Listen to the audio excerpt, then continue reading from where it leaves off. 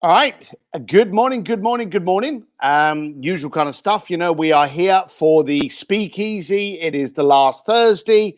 This is where we actually bring in one of my special little friends that can actually help you. That's what we're doing today. You're very soon going to be hearing from Henry, who's termed as the brand doctor. This guy knows, oh God, what doesn't he know about branding? He knows about how to build a brand. He knows how to constantly, he was even educating me before this on how to increase the engagement and keep the stimulation there. So he's going to really help you. If anyone's out there going, well, look, I'm just a realtor, I'm just a plumber, I'm just an attorney, I'm just a consultant.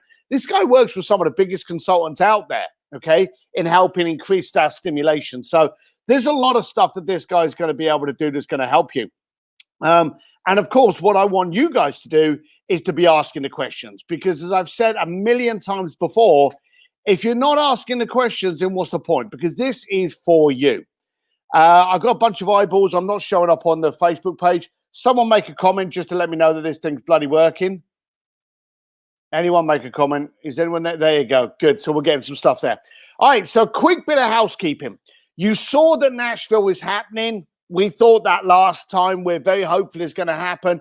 We've still got just under 2 months, so we're feeling pretty confident about that.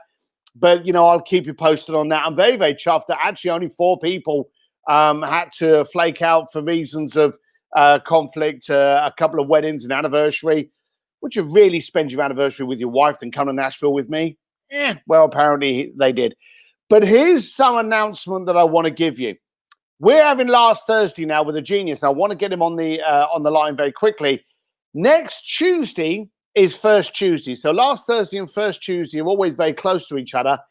It's going to be a bit different, all right? Next Tuesday, I've got this guy, Nir Eyal. I probably butchered the shit out of that last name.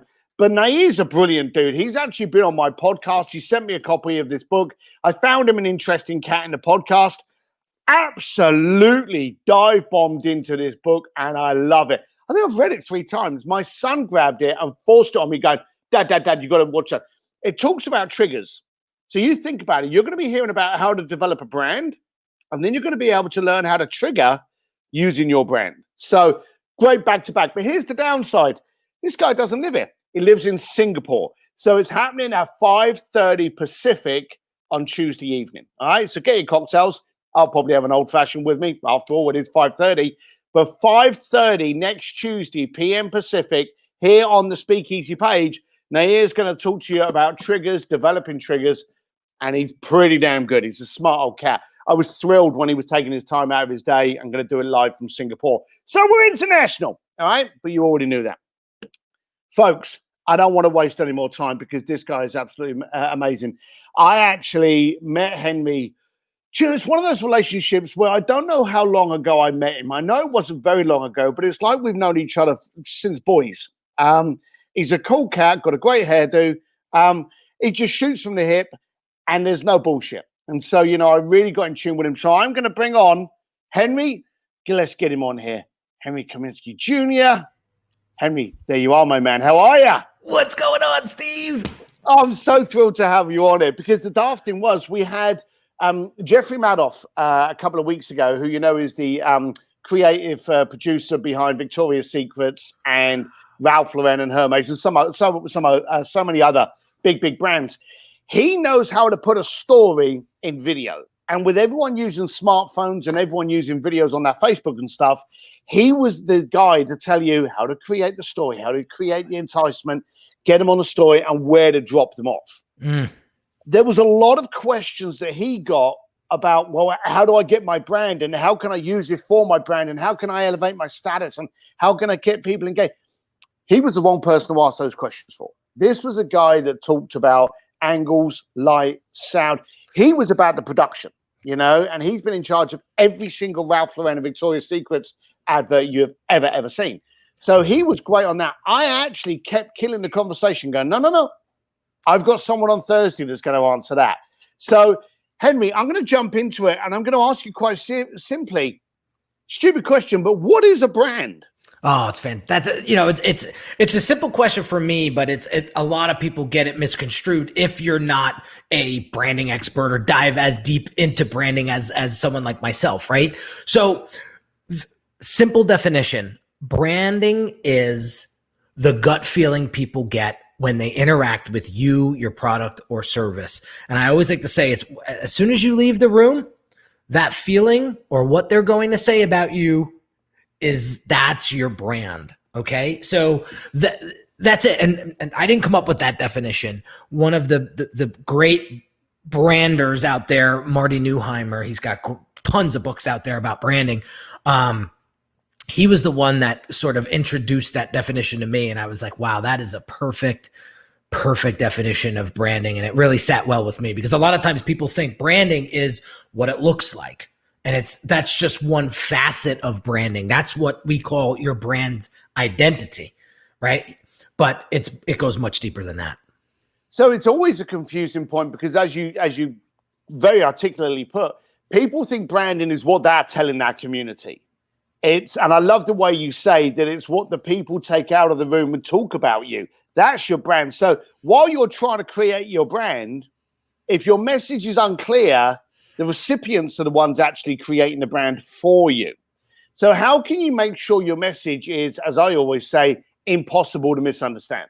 So, and this took a lot of practice for me. Okay. I didn't come out of the gate with a very clear, focused brand. Okay. I had to get trained by the best to be able to do this now for a living. And one of the things that I was very unclear about was who I wanted to serve and how I wanted to serve them. Okay. And who I was as a person. You and I had this conversation before about how when I was coming up and getting my entrepreneurial chops, I come from very humble beginnings. When I got some money, like I didn't know what to do with it. And I got very pretentious. I got very, cocky. It's like that new money, right? And I sort of lost myself because I was so focused on, I had this chip on my shoulder, like, wow, all those people that said I couldn't do anything with myself, I'm going to show you.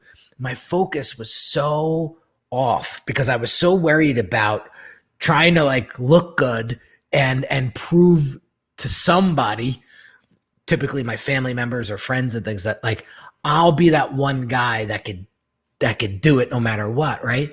So I really didn't know who I was at the time. And so that came out in my brand's messaging. You can't hide it. You can't try to fake that. So I was struggling with my business because I didn't really know who I was. It wasn't until I started to get some experience under my belt, right? Coached by the best of the best, that I really started to come into myself. And it wasn't, and this is going to sound silly, but it was that 10-year mark when I had my 10-year anniversary for my business, something just clicked. Something was different. There was the experience, confidence, whatever you want to call it.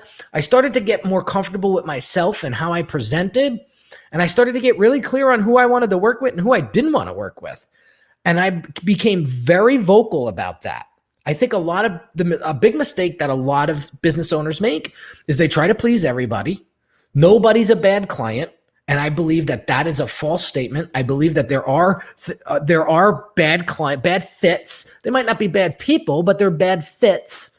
I know a lot of great people that are horrible clients, right? I always got to check myself too, because I hire quite a few people too. I don't want to be the micromanager.